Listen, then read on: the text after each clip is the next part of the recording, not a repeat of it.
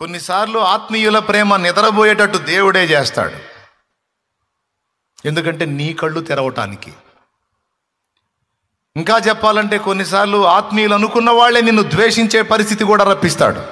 Bye జాగ్రత్తగా వినో, మా జాగ్రత్తగా వినో. వాళ్ళను దూరం చేయటమే కాదు, కొన్నిసార్లు ఆత్మీయులు అనుకున్న వాళ్ళే నిన్ను ద్వేషించేటట్టు కూడా ఆ పరిస్థితి నీకు రప్పిస్తాడు. అప్పుడు నీ రియాక్షన్ ఏంటి? అప్పుడు నువ్వు ఎలా స్పందిస్తావు? ఏబు ఎలా స్పందించాడో తెలుసా?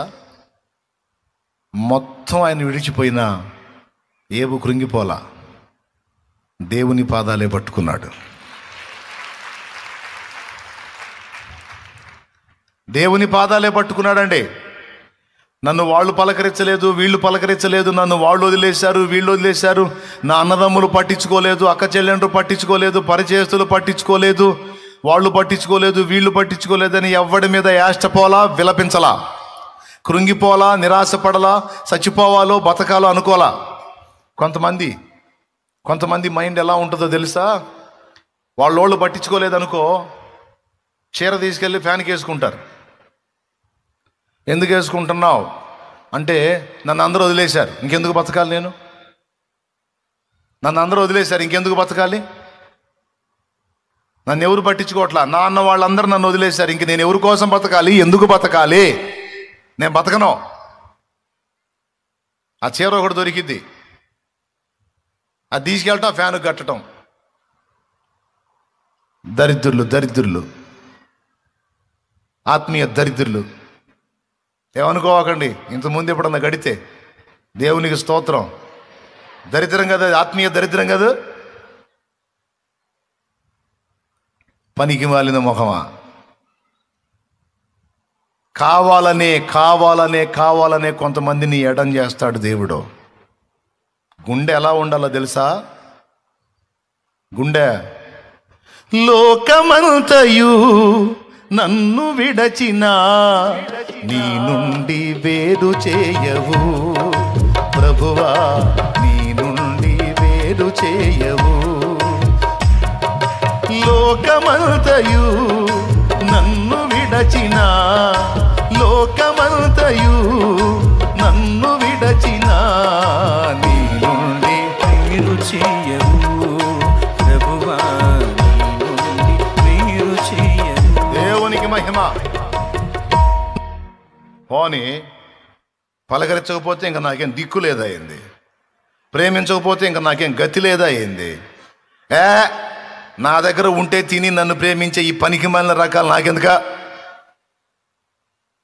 నేను పాపినై ఉండగానే నా కోసం చచ్చిపోయేంత ప్రేమించిన నా బంగారు తండ్రి ఉన్నాడు నాకు. నా కోసం చచ్చిపోయేంత ప్రేమించినోడు నాకుంటే, నా చావు కోరే ఈ దరిద్రుల కోసం నేనెందుకు చావాలి? నేను చావను. పక్కన సైతాన్ గాడు చేరి సావు అంటాడు. నువ్వు చావురా సైతాన్, నువ్వు చావురా, నువ్వు చావు, నేను చావును. నేనెందుకు చావాలరా? జీవం గల దేవుడు, నా బంగారు తండ్రి, నా బంగారు కొండ, నా కోట, నా యేసయ్య నాకుంటే నేనెందుకు చావాలి? ఎవరు నన్ను ప్రేమించినా ప్రేమించకపోయినా, ఎవరు నన్ను పట్టించుకున్నా పట్టించుకోకపోయినా నాకు ఈ అల్పమైన ప్రేమలు అక్కర్లేదు.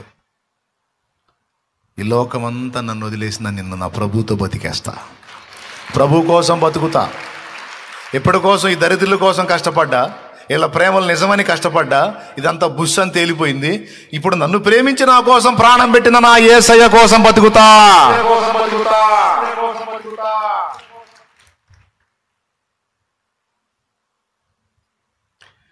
నిన్ను చూడక ఉండలేననే మాటలు విన్నావా? నీవు లేకపోతే బ్రతుకలేననే రాతలు చదివావా?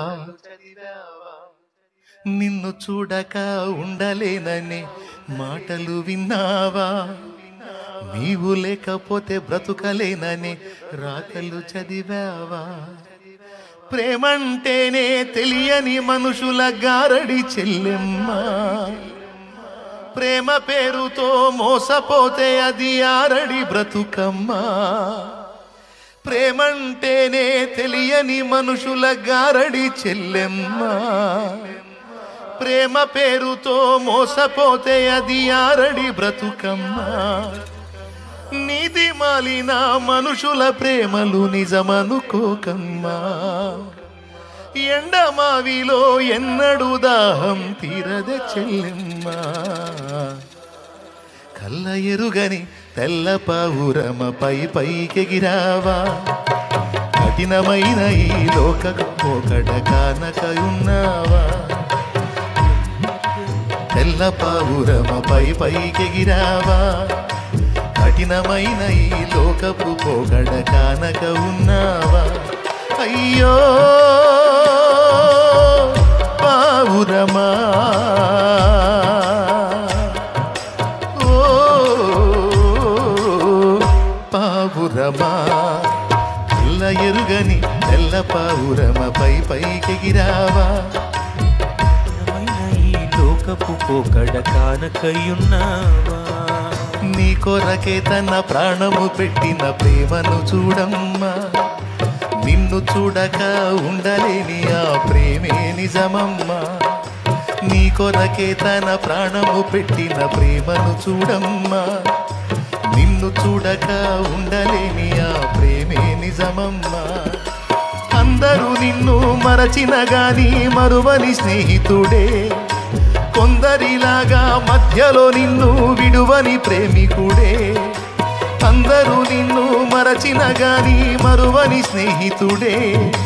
కొందరిలాగా మధ్యలో నిన్ను విడువని ప్రేమికుడే. రక్తము పోసి ప్రేమ లేఖ నీకు రాసిన నీ ప్రియుడే. రక్షణనిచ్చి రాణిగా చేసే యేసురాజుగనుడే. కళ్ళ ఎరుగని తెల్ల పావురమ పైకెగిరావా. కఠినమైన ఈ లోకపు పోకడ కానక ఉన్నావా. కళ్ళ ఎరుగని తెల్ల పావురమ పైకెగిరావా. కఠినమైన ఈ లోకపు పోకడ కానక ఉన్నావా. అయ్యో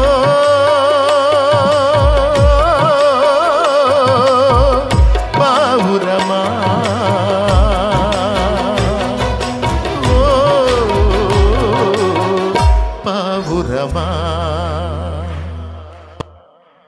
చెప్పు, ఎవరు నిన్ను ప్రేమించలేదని సత్తావా, లేకపోతే నిన్ను ప్రేమించి నీ కోసం ప్రాణం పెట్టిన యేసయ్య కోసం బతుకుతావా? కొంతమంది కుటుంబాలను కూడా సిద్ధపరచుకుంటారు. బతకొద్దు చచ్చిపోవాలని తీర్మానాలు చేసుకుంటారు. ఈరోజు ఇక్కడ కూడి వచ్చినటువంటి వాళ్ళు అలాంటి తీర్మానాల్లో ఎవరైనా ఉంటే ఈరోజు దేవుడు నీతోనే మాట్లాడుతున్నాడు. అలాంటి దరిద్రపు ఆలోచన చెయ్యొద్దు, అది సైతానుది. నీకు మంచి భవిష్యత్తు ఉంది. నా తండ్రి నీకు మంచి భవిష్యత్తు ఇచ్చాడు. ఈరోజు నువ్వు అనుభవిస్తున్న శ్రమలను చూస్తున్నావు.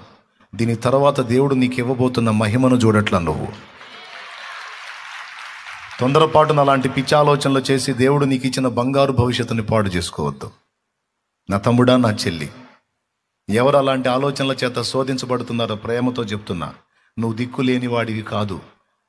ఈ లోకం మొత్తానికి దిక్కైన వాడే నీకు దిక్కుగా ఉన్నాడు. నిన్నెవరూ ప్రేమించట్లేదు అన్నది సరికాదు. ఎంత ప్రేమించాడో తమ్ముడా నీకు తెలుసా? నీ కోసం ప్రాణం పెట్టే అంత పిచ్చి నువ్వంటే ఆయనకి. ఇది నిజం, 100% నిజం. నా చెల్లి, నువ్వంటే ప్రాణం పెట్టే అంత ఇష్టం నువ్వంటే ఆయనకి. చచ్చిపోయాడమ్మా నీ కోసం. ఎవరు చచ్చిపోతారమ్మా? అది కూడా మంచోడి కోసం ఎవరన్నా చస్తారేమో కానీ చెడిపోయిన పాపులమ్మ నువ్వు చెడిపోయిన దానివి, చెడిపోయిన వాడివి, చెడిపోయిన వాడిని నేను. మన కోసం ఎవరు చచ్చిపోతారమ్మా? అసహ్యుల కోసం. అయినా మనల్ని ఎంత ప్రేమించాడో చూడు. ప్రాణం పెట్టేశాడు మన కోసం.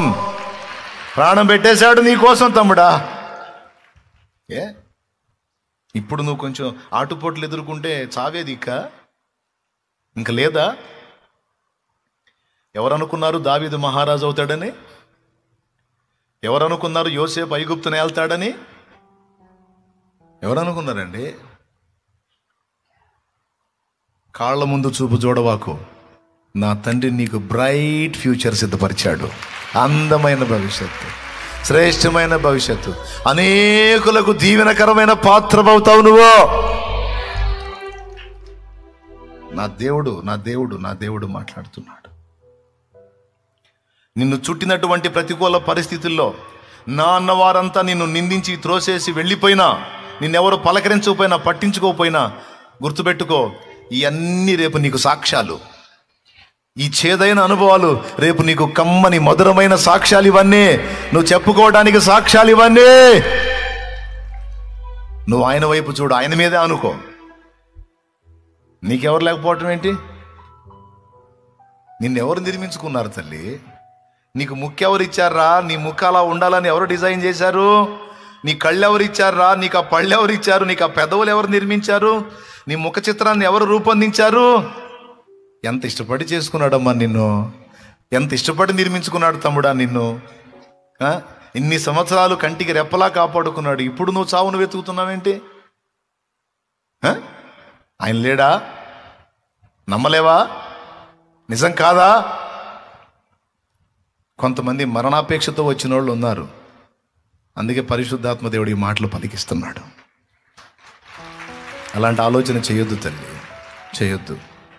అది ఆత్మీయ దారిద్ర్యం పట్టిన వాళ్ళు చేసే ఆలోచన, సైతానుకు లొంగినోళ్ళు చేసే ఆలోచన. చచ్చిపోతే ఈజీ అనుకుంటున్నావేమో. దేవుని సెలవు లేకుండా మనం పుట్టలేదు, దేవుని సెలవు లేకుండా మన ప్రాణం పోవటానికి కూడా వీల్లేదు. ఆ సమయం వచ్చినప్పుడు ఆయనే తీసుకుంటాడు. ఆయన సమయం వచ్చిందాకా నీ ప్రాణం నువ్వు తీసుకుంటే దేవుని సార్వభౌమాధికారాన్ని ధిక్కరించిన వాడివి అవుతావు. తీర్పులోకి వస్తావు. నీ కర్మ కలిసి నరకానికి పోయే అవకాశం కూడా 100% అది. జాగ్రత్త.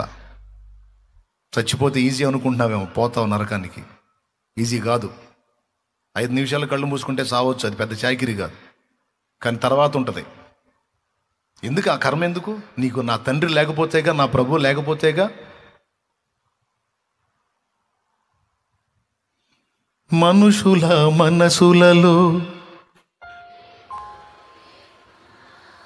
టైం అయిపోతుందిలే, ఏమనుకోవద్దు.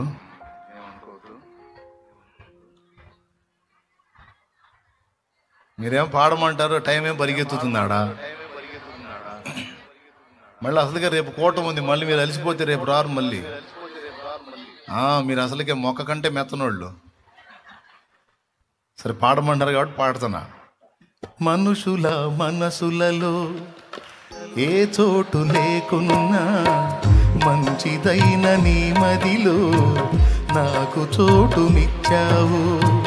పలుకరించు వారెవరు నాదరికి రాకున్నా నన్ను పలుకరించగా పరితపిస్తూ ఉంటావు. కంటి పాపలా నన్ను కాపాడుకుంటావు. కంటి పాపలా నన్ను కాపాడుకుంటావు. చంటి పాపలా నన్ను చంకనెత్తుకుంటావు. చంటి పాపలా నన్ను చంకనెత్తుకుంటావు. చంకనెత్తుకుంటావు. ఊహించలేదయ్యా ఈ జీవితం, వర్ణించలేనయ్యా ఈ భాగ్యము.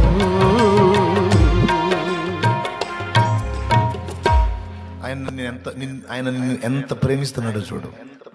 ఈరోజు నువ్వు కూటానికి వచ్చేటట్టు చేసి, నేను నీకు తోడై ఉన్నాను, నీ భవిష్యత్తు బాగుంటుంది, నువ్వు భయపడొద్దని స్పష్టంగా నీతో మాట్లాడిస్తున్నాడు ఆయన. మాట్లాడించాడు కదా, మాట్లాడుతున్నాడు ఆయన. నువ్వు ఇలాంటి ఆలోచన కలిగి ఉన్నావని శాలేం రాజానికి తెలుసా? మరి ఎవరికైనా తెలుసా? ఆయనకి తెలుసు. ఆయనే నీతో మాట్లాడుతున్నాడని నమ్ము, అబద్ధాలు కాదు. చెప్పు, చద్దామా? కొన్నిసార్లు మనల్ని పరీక్షించడానికి, కొన్నిసార్లు మనల్ని శ్రమ కొలిమిలో కాల్చడానికి, మనం ఆయన మీద ఆనుకోవడానికి నా అన్న వాళ్ళందరినీ దూరం చేస్తాడు. గుర్తుపెట్టుకో, ఈరోజు దూరమైన వాళ్ళందరూ ఒకరోజు నీ దగ్గరికి వచ్చి ఎన్ని బాధలు పడ్డావో, నిజంగా మామూలు అగచాట్లు కాదు నువ్వు పడ్డది, మామూలు శ్రమలు కాదు నువ్వు పడ్డదని నీ దగ్గరకు వచ్చి ఏబును కానీ వాళ్ళు ఓదార్చినట్టు నీ దగ్గరకు వచ్చి నిన్ను వాళ్ళు పలకరించి మాట్లాడకపోతే ఎప్పుడు అడుగు. జరిగిద్ది అదంతే. ఏస్తున్నాము. శ్రమ కొలిమిలో కాలుతున్నప్పుడు దేవుడే దూరం చేస్తాడు. ఎందుకంటే ఆ శ్రమ కొలిమిలో నువ్వు ఏ మనిషికి వెళ్ళి చూడకూడదని ఆయన ఆశపడుతున్నాడు. అందుకు ఈ గోలంతా. అర్థమైందా? శ్రమ కొలిమిలో మనల్ నుంచి ఏ మనిషి వైపు మనం చూడకూడదని ఆయన కోరుకుంటున్నాడు. మరి ఎటు చూడాలా? ఎటు చూడకుండా ఏ మనిషికి వెళ్ళి చూడ, తన వైపే చూడాలి. నువ్వు దీనుడవై దీనురాలివై ఆయన వైపే చూడాలి. హల్లెలూయా. ఆయనతో కనెక్ట్ అవ్వాలి. ఈ కష్టకాలంలోనే కనెక్ట్ అవుతావు, ఈ శ్రమ కొలిమిలోనే కనెక్ట్ అవుతావు, ఈ ఇబ్బంది కొలిమిలోనే కనెక్ట్ అవుతావు, ఈ అందరూ త్రోసివేసిన అనుభవంలోనే నువ్వు దేవునితో లింకు కాగలుగుతావు. ఇది నీకు ప్లస్ మైనస్ కాదు, ఇది నీకు రైట్ టైం, ఇది నీకు మంచి సమయం, నా దేవుణ్ణి పెనవేసుకునే టైం.